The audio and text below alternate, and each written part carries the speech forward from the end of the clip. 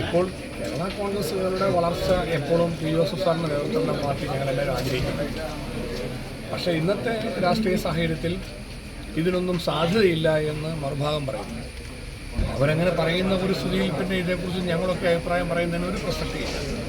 അപ്പോൾ അതുകൊണ്ട് തീർച്ചയായിട്ടും കേരള കോൺഗ്രസിൻ്റെ ഏതെങ്കിലുമൊക്കെ തലത്തിലുള്ള പിന്നെ മുന്നണി യു ഡി എഫിലേക്ക് ആരെങ്കിലുമൊക്കെ വരാൻ ആഗ്രഹിക്കുന്നുണ്ട്, അവരൊക്കെയാണ് വെളിപ്പെടുത്തേണ്ടത്. ഇപ്പോൾ അതിനൊന്നും സാധ്യതയില്ലെന്ന് അവർ തന്നെ പറയുന്ന സാഹചര്യത്തിൽ പിന്നെ ഞങ്ങളായിട്ട് അതേക്കുറിച്ച് ഒരു പ്രത്യേക പ്രതികരണത്തിന് അഭിപ്രായമോ യാതൊരു പ്രസക്തിയും.